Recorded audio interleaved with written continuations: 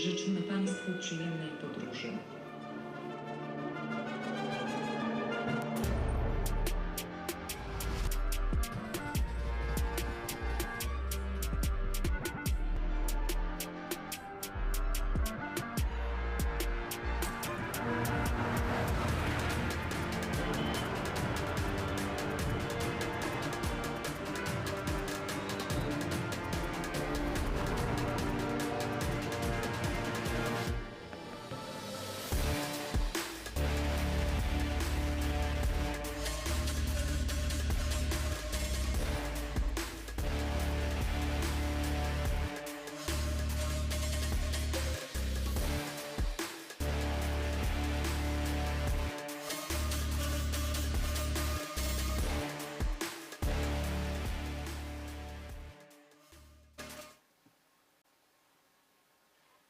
Witam Państwa.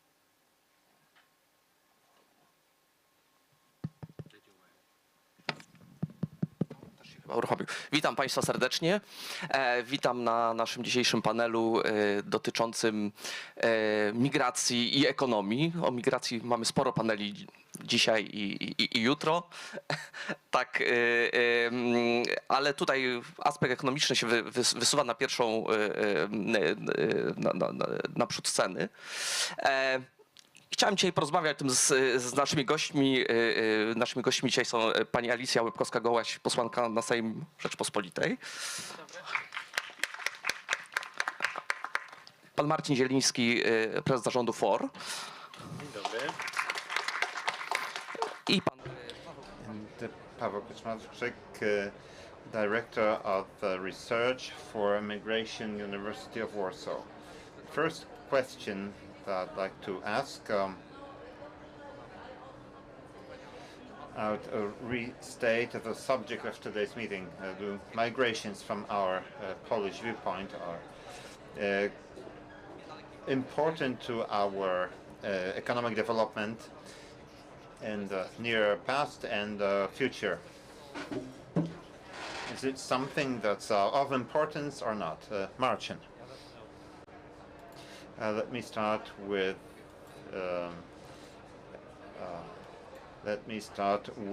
the report on migration and with this kind of advertisement,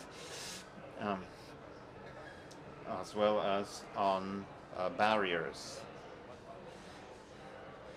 as well as what can be facilitated in terms of providing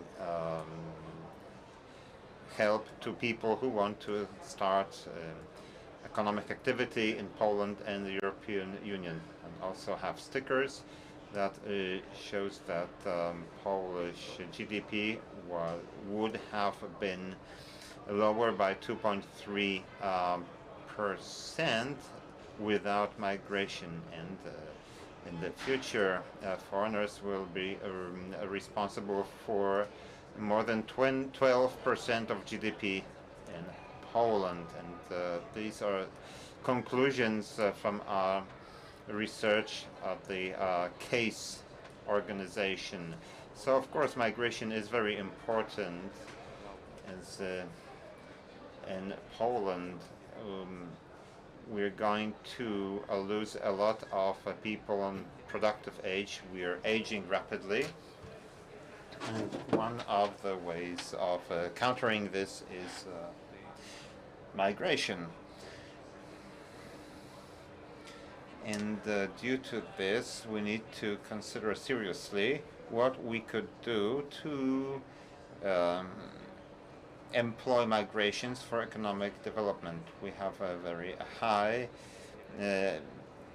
indicators of economic activity among immigrants, but also there are a number of barriers preventing those people from working in occupations corresponding to their basic qualifications. Now we lose out on that because we would be able to purchase more cheaply goods and services offered by migrants. So it looks like migrants are important. The central statistical office says that we should absorb between 1 and 2 million immigrants over the coming 10 years to at least replace the existing workforce. These are huge figures, and they are much lower than the numbers of migrants that we are absorbing right now. Now, Alicja, looks like the government says that migrants are not that important and we don't necessarily want them. So, devil's advocate. So, indeed, I think that almost everyone is under the impression that since Saturday or Tuesday we live in a new reality. Indeed, for many, many years we haven't had any migration strategy, and we should develop it to be able to shape what's going on in Poland. Recently we've been talking about immigration policy without reading the document. The narration is like this, but migration is of importance to the Polish economy. The most important task of the state is to provide safety, also economic safety. So this document tells us how migration should look like, and also provides conditions for admitting people to Poland, and this is of great importance to what I did before I became an MP, because I used to integrate Polish people and foreigners in a small town of Łomża, which is, let's say, a mirror of the whole society. What I'm happy about is that we're going to focus on integration policy, which is of the essence, because, well, you know, right now we are in a state of chaos. For example, the visa scandal is a symptom of that. If we admit migrants, economic migrants like this, we could actually deprive our own citizens of work. But we need to provide the same conditions to them as to Polish people.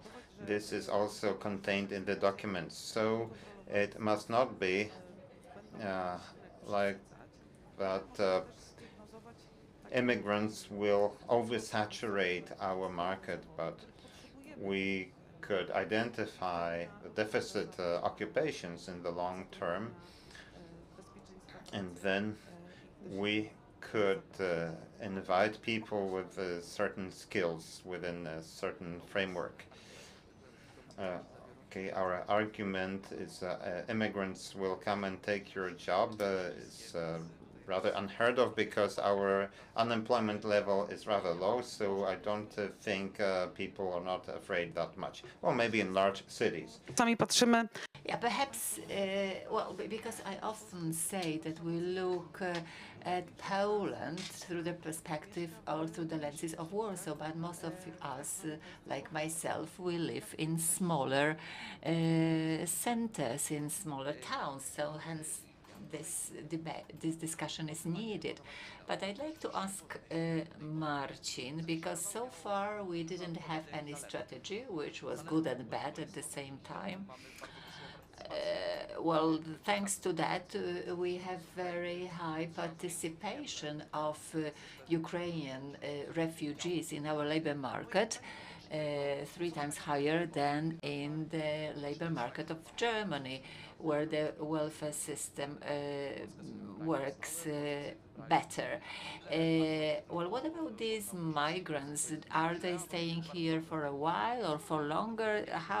What do we know about them? Because there is a big debate around them, but we don't know much about themselves. I'm sorry, Paweł, the question goes to Paweł. Do I have to answer this question right now? Can I answer your first question? Yes, of course, because I think that it's good to come back to the starting point because that's important, and I'm sure that we'll come back to what happens in Poland soon. So if we look at migrations globally, there are things which are important because in OECD countries, migrants come is the 61% are motivated by better life, having a better life. They are also determined by the fact whether these people have a job offer already or not. And thirdly, if we look at the distribution of costs and benefits, so general knowledge about migration tells us that the receiving countries win in this process. So we, Poland, as a host country, we can draw benefits. We can look at the experiences of the United States or Europe. We need to look at the labor market, at the effect on remuneration, this pushing out of Poles of the labor market that was mentioned by the MP. But in this whole story, we have effects which we discuss rarely, but we should look at them. This document, I've read this document 3 or 4 times. I don't know it by heart, but at least I can remember quite a lot of it. So, well, it's good that it draws attention to these problematic and controversial issues, although I'm not completely convinced that the conclusions that or recommendations are right. So speaking about these issues which are controversial and call for deeper reflection, first, this is the issue of structural changes. To what extent structural changes in the labor market are inspired or blocked by the migration? Another aspect, the economic one, we have also the social aspect, cultural aspect, that is the consumption and supply of social services, and finally it happens somewhere between the public and the private, which we discuss to a very small extent in Poland. Well, in Poland we were not sure whether the strategy is good or not. We didn't have any strategy before. My thesis was that in Poland this old migration was privatized. That is, the benefits of migration were consumed by private entities, by private companies, while of course the costs such as healthcare were public. I can speak about other migrations, well, not those. Well, one thing more, because there are many. Well, this element of migration, it pops up in the social media all the time, and we can hear voices, contradictory voices. Why do we have young men there? We don't want economic migrants. We only want to help those who escape war. They are interested only in social benefits. But as migrants, we'd like to receive children from regions where there is war, and we'd like to turn them immediately into workers or miners who go to the coal mine. But is there any information strategy for migration? So what are benefits and risks linked to migration? So I'd like to ask Alicja whether you talk to people to explain these migration issues to them. Well, not to leave these subjects to the extreme right or to xenophobic discourse. Well, this is a document that was published on Tuesday, as far as I can remember. It was published on the government website, and this is really a document which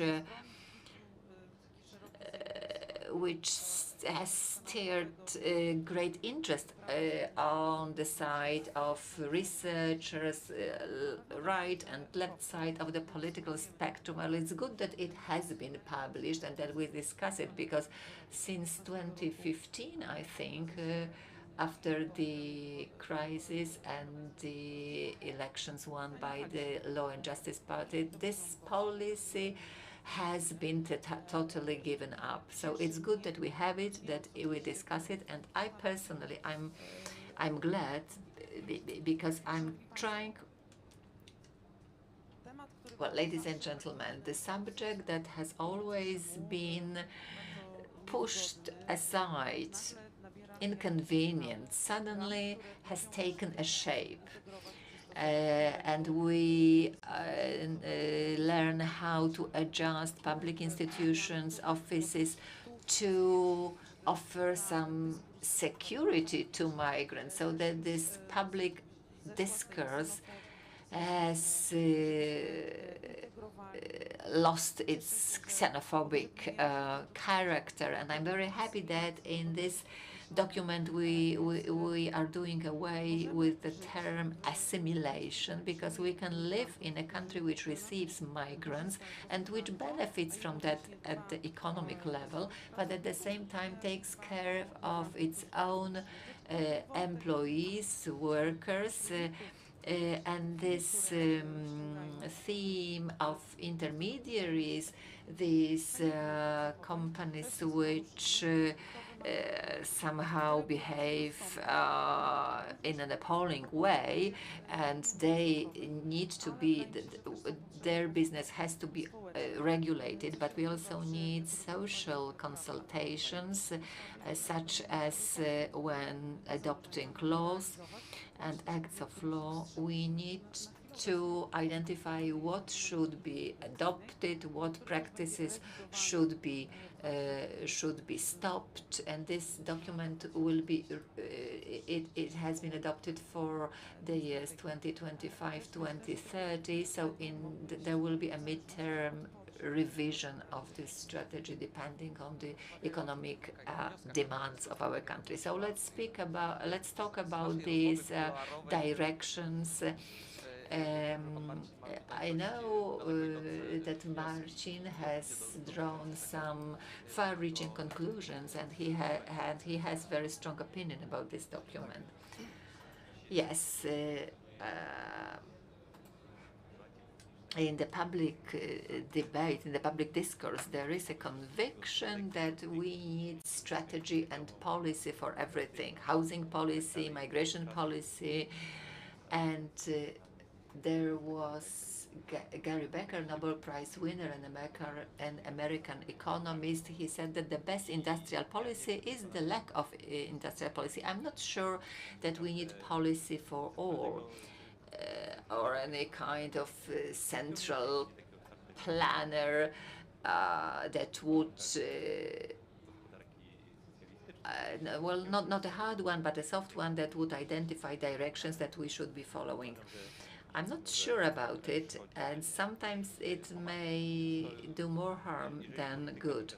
But if migration policy is boiled down to looking for different diverse inconsistencies, because currently we have a very patchwork system of regulations which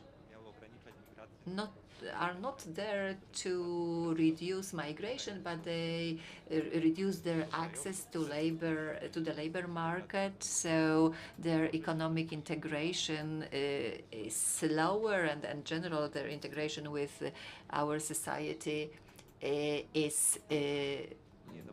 doesn't perform very well. So we have regulated professions also. where in that we are at the top of the EU. We have over 350 professions that are regulated. Usually it's 100, but we don't need, of course we don't need so many professions to be regulated, and access to them is really very difficult. So the leitmotif of this strategy is its title, regain control and ensure and provide security. So control, this is the central planner who identifies the directions, and we need to give back security, which means that migrations are linked with insecurity, although that hasn't been confirmed really and evidenced. So speaking about the access to the labor market, there is a proposal to identify deficit professions we have a market system, and in the market we have the price and remuneration systems. So remunerations in these deficit professions increase, so they encourage people to take up these jobs. And if that is to be identified by a clerk, of course, we run an immediate delay in relation to the needs to the market. So perhaps this profession, which was deficit this year, next year will not be deficit anymore, but before the administration has taken any decision, that has happened. Well, Australia currently, this is a system similar than that of Australia. This is a technocratic dream that if we give points or we give scores for having certain qualities, we will get migrants that will respond to the market needs. But the Australians decided to do away with the system because it is not effective and it doesn't work actually. We don't have any the problems are not diagnosed. There are supposed to be solutions that reduce abuses for seasonal workers. I don't know what kind of abuses, I don't know the scale of the problem because no data are provided for that. So here we have huge there are many problems at different levels. So without this migration strategy, we have somehow coped with that, but special laws and regulations, but still people could be coming after the full-scale aggression of Russia against Ukraine. The Ukrainians could start their single-man or sole proprietorship businesses, and what we have is supposed to be replaced by a system drafted by politicians and researchers and experts who know better than the business people what they need. I prefer not having this strategy. I'm coming back to Paweł Kaczmarczyk, to your statement, that you don't agree with our conclusions and recommendations. But I'd like to continue because Gary Becker also believed that there is market for everything and that economics is able to explain all spheres of social life. Well, we can discuss it, of course, but it's very important that we have that we are discussing whether we need this strategy or not. I can tell you why I believe we need it. We need it to identify long-term framework and to send a signal what this migration should be about and what it should look like. Why this strategy is important, we understood after the aggression of Russia on Ukraine, because the states stopped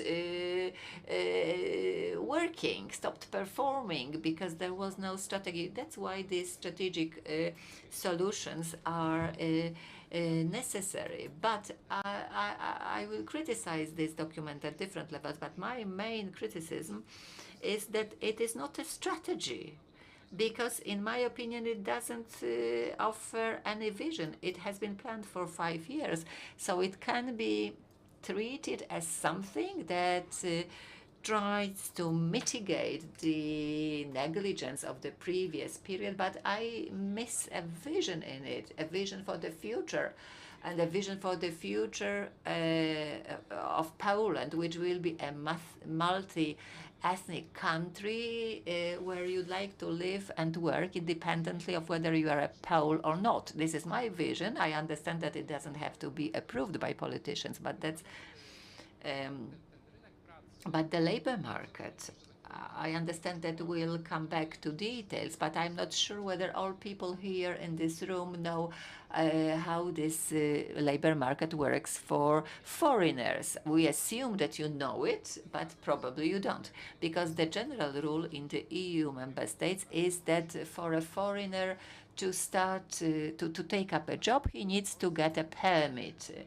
But in Poland, we have the so-called simplified system, as a result of which there need to be a declaration of the employer who declares that he plans to employ a foreigner. Why am I saying that?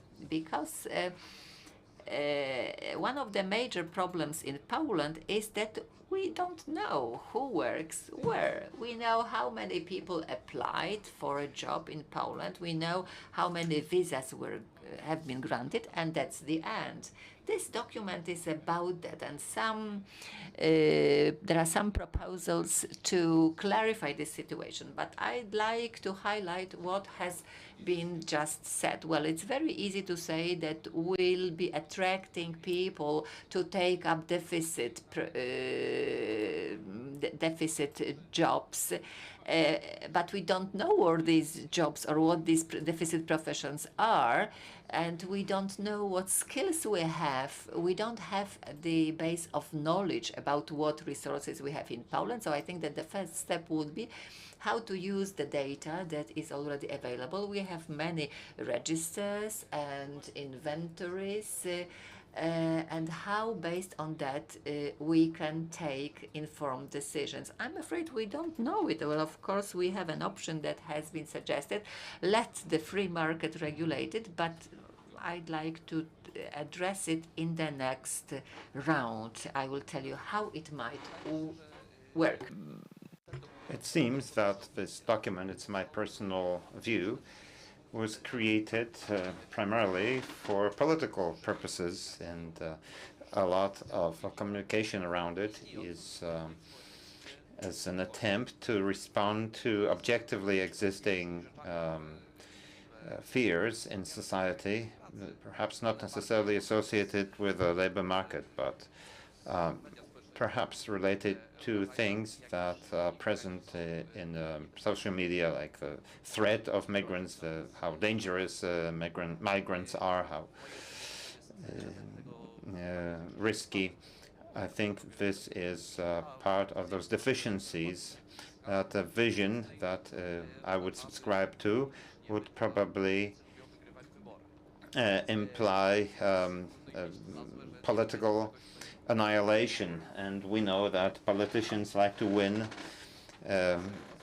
elections. At one time there was a party that had a very strong ideological stance, and next elections they practically cease to exist, or they're marginalized. So the first question here is what are the greatest deficiencies of this strategy, in addition to what you mentioned already? What we should pay attention to, what to expand on, or perhaps there might be it's too much of something. It's another possibility.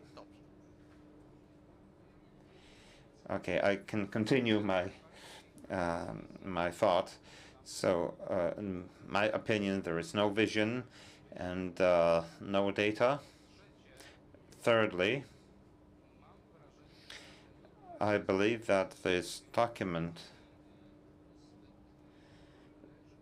it's too general in many aspects to be able to address the crux of the matter, while it touches many things that require a nuanced discussion. I agree that it's great that this document has been created, but it needs to be a point of departure for discussion. And people need to discuss what needs to be modified to achieve better results. I can speak about several problems here. So the most problematic thing is safety. Because in fact, this document suggests that Poland is not safe in terms of migration, and I don't know about that, that it is true. I don't have any information about it.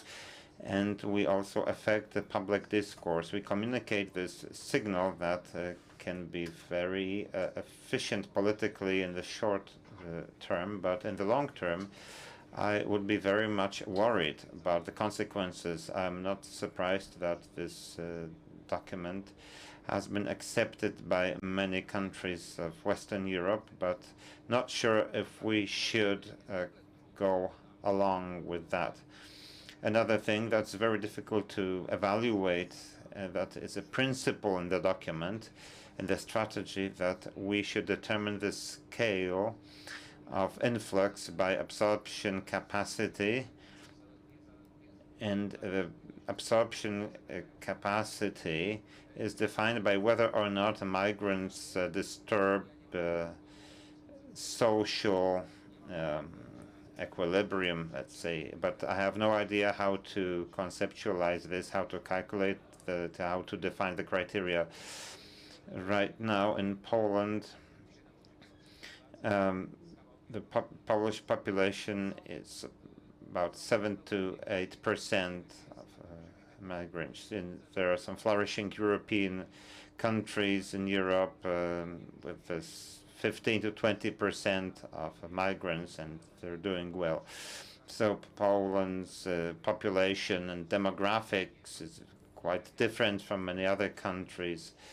So how could we define the criterion of social cohesion? Now, it is crucial because in this document it's accepted as an overarching principle. Now, let me disagree in the sense that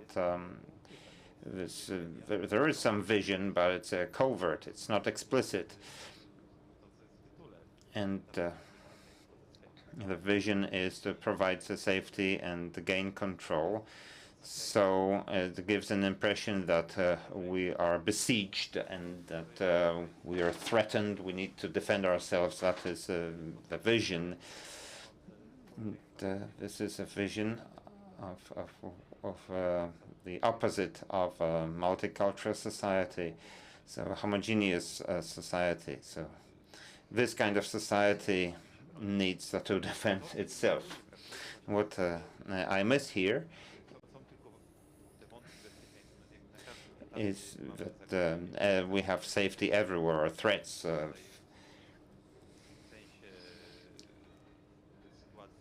Threats in terms of the border situation with Belarus, economic threats.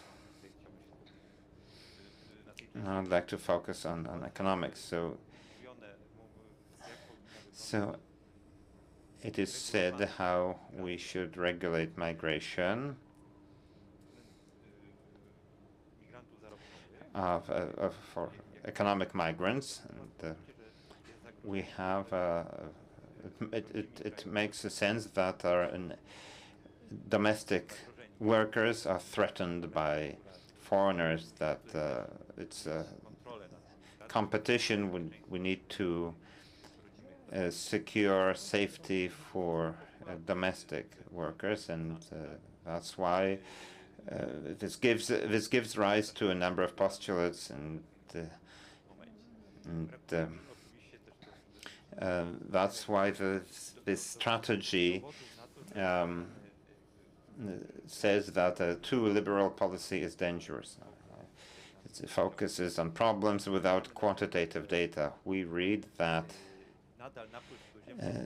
the influx of foreigners complementing the labor market is still an instrument of the labor policy, but this should not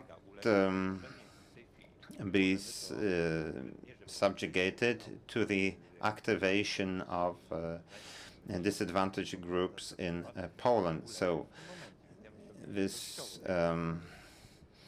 document states that the other factors actually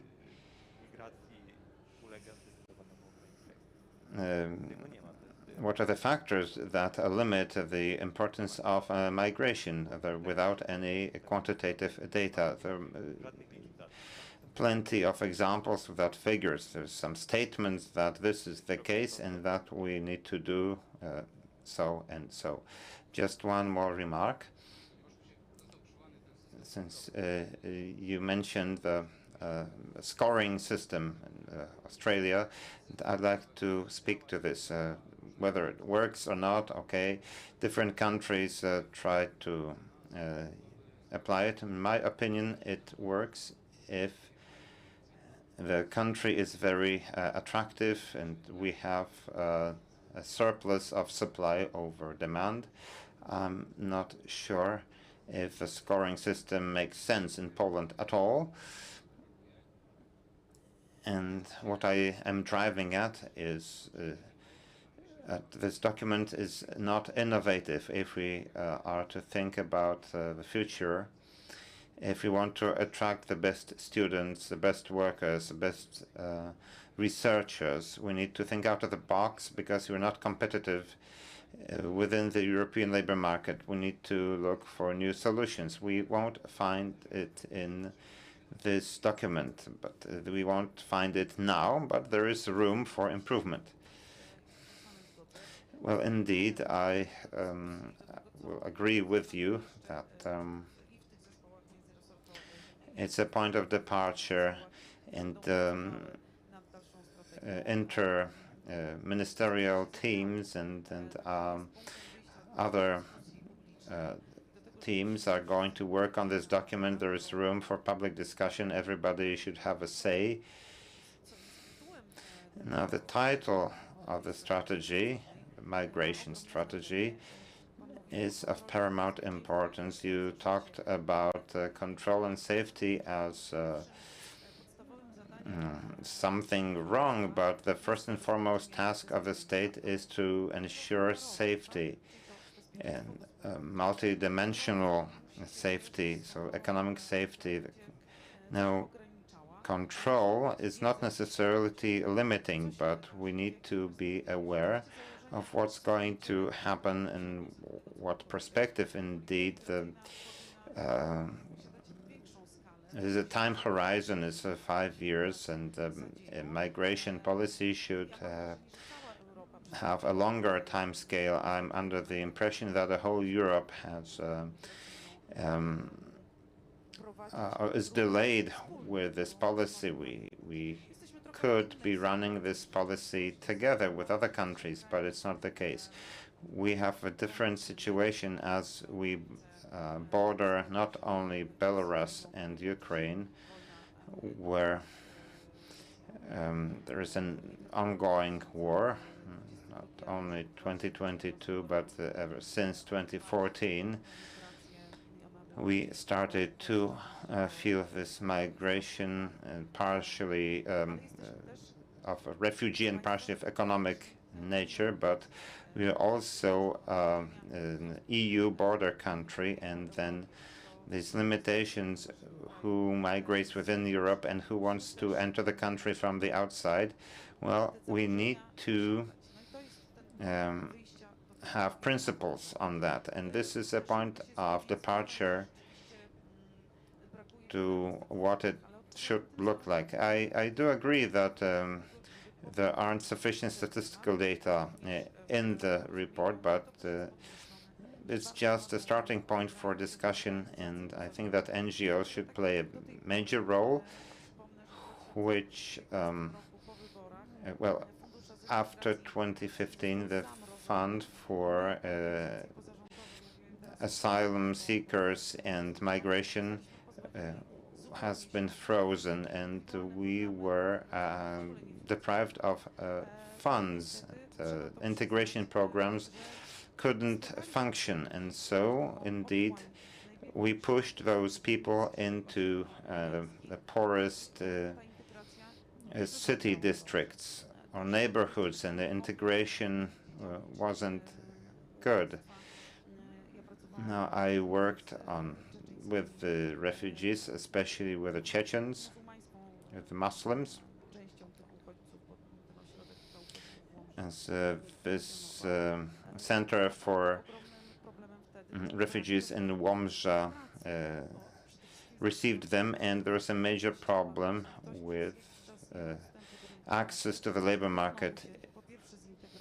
And we need to remember that it's very difficult to integrate someone without a job. It's, if people come here to work, they should feel, such people should feel well, should feel safe in terms of occupational health and safety. They should be assured that companies and temporary work agencies will not take advantage of them. So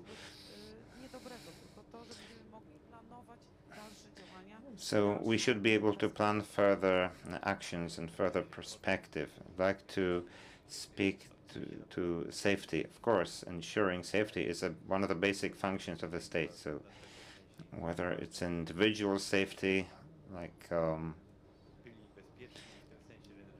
in the sense that nobody attacks us in the street, like a typical violence, let's say, or a collective safety, national safety, but we can understand it very broadly. For example, this strategy provides safety so broadly.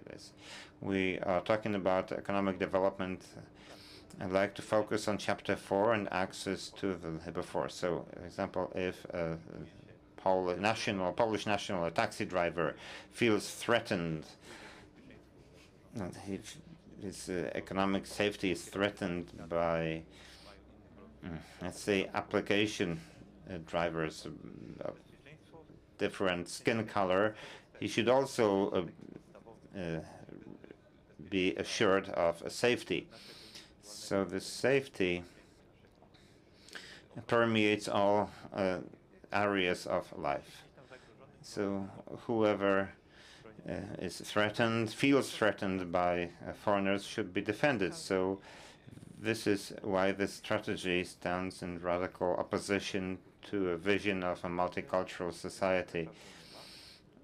And it's not there. Now, what we have here, and due to this rhetoric,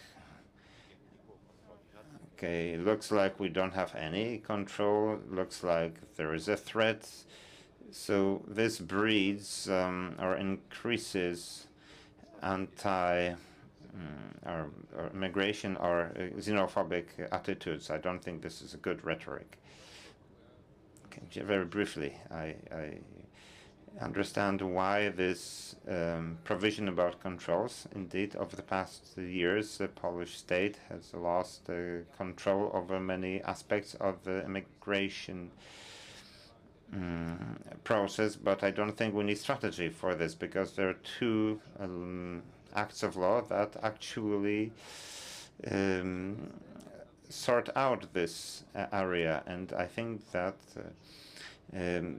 overemphasizing controls is a two-edged sword, because except for totalitarian countries, I don't think it's possible to control migration. Of course, we can kind of stimulate it, but if we if we don't subject ourselves to full control, we won't be able to execute it. So then other will be able to try and hold us accountable for this.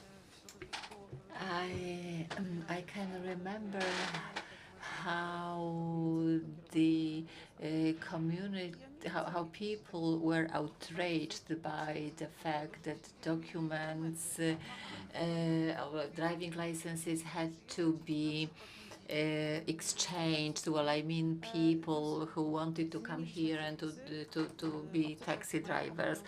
We changed the regulations. They have to get another document, and this is also a way of controlling them. How many taxi drivers we have?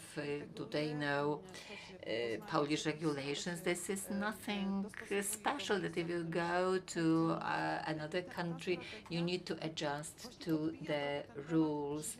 And this strategy wants us not to forget them when they are with us, because over recent years there was a total chaos that was demonstrated by the visa affair. Well, all these mechanisms were used for commercial purposes and for corruption purposes, and that's horrible, because these people were abused. That happened. Well, the reports of the Supreme Auditing Chamber, applications to the prosecutors, they showed that they confirmed that it happened all the time. So you have to stop it. So it has been stopped, and now we need to start debating with different circles what this strategy should look like. I understand that we need a long-term strategy. Many people are aware of that. It may evolve, it may change, hence this public debate, because we want to shape this strategy and migration policy for the years to come, because all of us here are aware of the fact that we will not close our borders and stop people moving across countries. But well, the situation is difficult because we are at the eastern border. So war in Ukraine, Russia's aggression on Ukraine, and also the Polish-Belarusian border, hybrid war.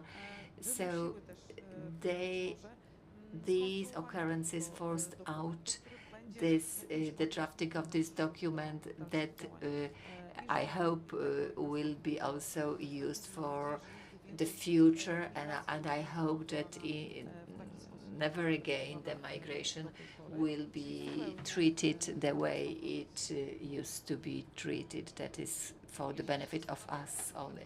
Well, I'm thinking about one aspect. Well, if you take this document very seriously, and if we believe that it doesn't end up in the drawers of politicians, what consequences will it have? So the first thing that I'm thinking about, well, our social security system says, well, we need more than 1 million migrants. So right now we are registering less than 50,000 annually. So that will not meet our demand. And this will, what I read here, I think will discourage control, tests, double checking who we want, who we don't know.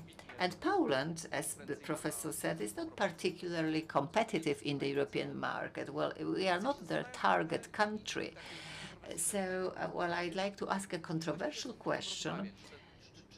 Do we have, is there anything that we should discuss? Well, this migration influx was the effect of the war in Ukraine. Otherwise, these people wouldn't have come to us. So we should try to attract them rather than discourage them. Well, so let's read the document as it is. So it tells us, well, we should stop the influx of new migrants, but we read there that there will be a simplified procedure, where a simplified procedure covers over 70% of the influx of people to Poland, so not much will change. Well, I think we probably shouldn't discuss we should discuss this document, because for the first time in this document we read about integration. There are ideas about integration paths, pre-integration, support to the system, some ideas from the organization, some ideas for funding. So even if that is left of this document, it's worth clinging to, because this is a very important message. It means that somebody in this country has realized that this is a gap which causes lots of trouble, but also lots of pain. We didn't discuss asylum. I understand it's discussed in other panels. Maybe the audience would like to speak about asylum. I'd be very happy if we could pick and choose something from this strategy, because I could probably find something for myself. That would be wonderful. But the problem is that, well, what will happen when this strategy will be implemented in its, well, in full extension? Well, migration is important, but also in this economic part, I can see some good solutions. For example, streamlining of the process for getting permits for work. So there are solutions that streamline certain administrative procedures, very good. So I would like to choose this. I would say that based on that, this is a very good strategy. But the problem is that unfortunately there are aspects such as this point test, which is not as good, and I see it as a threat, and taking into account the fact that Poland is not an attractive country for migrants, and we need migrants. So as you've just mentioned, well, by putting in place a system that will discourage them and even more, it doesn't seem like a good idea. Well, one sentence, because this point test, I don't think that this document will be put in place in its full extension. I understand that there will be implementing acts to it, so we'll be picking and choosing things, but I'd like to relate to this point test because I think that one element is missing, although I found something about it at the end of the chapter. So if we will reach the point test by first establishing a path or a system that would recognize and make an inventory of skills of people who come to Poland. That's what we need here and now. This is a very good suggestion, and I will do my best to talk to people responsible for drafting this strategy, which some of us see as necessary or unnecessary. I will tell them about your suggestion. I'm very happy that we are speaking about this strategy, and I'm very happy that your opinions are so different. So I hope that you will take part in social consultations that will be about the implementation of different items on this strategy. It's good that we are discussing migration and integration, that the language has changed. I'm very happy about it. I spent too many years to on integrating people rather than assimilating them. Assimilation should be taken away from the Polish language, and I can see that you can do it, and you can do it in a responsible way, in a safe way, and that improves the safety of those who come to us. and the sense of our collective security and safety. I was doing it for many years, and that it can work out, and I'm very happy that we focus on integration from the perspective of migrants or from the perspective of ourselves. We hope that it will work towards the reduction of the abuses of the Polish system. Well, ladies and gentlemen, we are coming to a close, but what we've heard clearly is that migrants are very important to us, and that probably we should have a strategy and policy for them. Well, we disagree as to whether this should be this strategy or something different. It's good that we have launched this discussion. We hope that this is just the beginning of building this migration strategy, although the title suggests otherwise, but we'll be following very closely the further steps, and you've been invited to consultations. Well, I feel invited. I will take part, of course, but one thing that should be stressed, and I'd like to address, and this is a comment that because no migrant's voice is here. I think that if we take it seriously, they should also present their opinions about it. Thank you very much. Thank you for being with us, and see you at other panels. It's not always easy to recognize. It may look like this, or like this. It may be a burden, but it is a responsibility that we embrace nonetheless. But if it means this for one person and this for someone else, maybe it ultimately means being there for one another. It isn't handed to us, but we know where to find it and how it feels, how it tastes, and what it sounds like when we finally have it. It means different things to different people, but for many, it means everything. And if we all fight for it, it will eventually bring us together.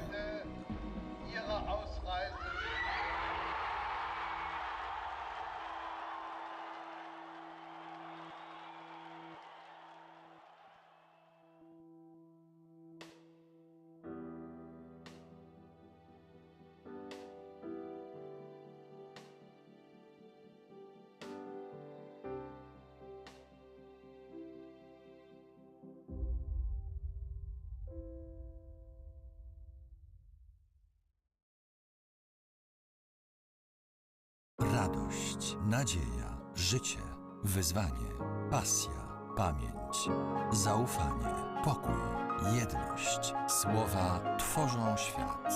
Polskie Radio. Źródło wiarygodnych informacji.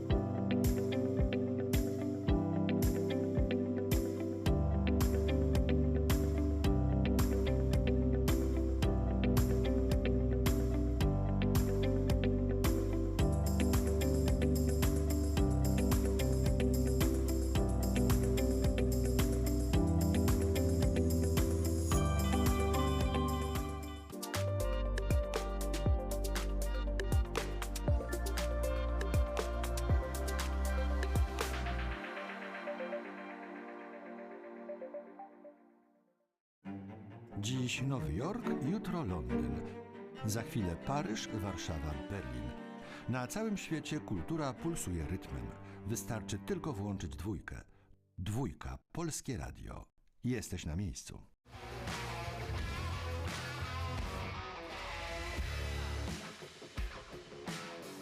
Rodzina spółek Pelion to 12 000 osób pracujących w ponad 300 spółkach w Polsce, Szwecji, Wielkiej Brytanii i na Litwie. Jesteśmy liderem w branży ochrony zdrowia.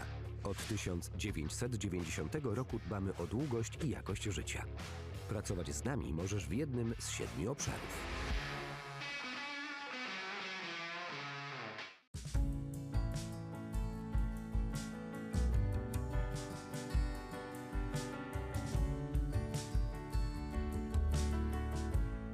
Polskie Radio. Jedynka. Jedzą kanapki z kawiorem. Nadzwyczajna kasa. Obrażanie dziennikarzy telewizji polskiej. Chodzi o działania polityczne. Ratowanie ofiar dla pedofilów. Für Deutschland.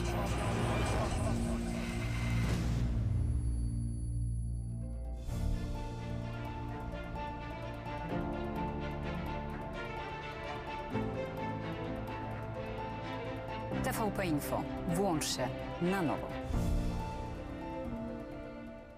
Uwielbiam szycie w sieci. Wczoraj podszyłem się pod wnuczka, wieczorem uszyłem intrygę na apce randkowej, a dziś planuję grubymi nićmi szyte oszustwo z promocją. Tak się szyje. Na oszustów są sposoby. Zapoznaj się z poradami ekspertów na niedajsiepodszyć.pl.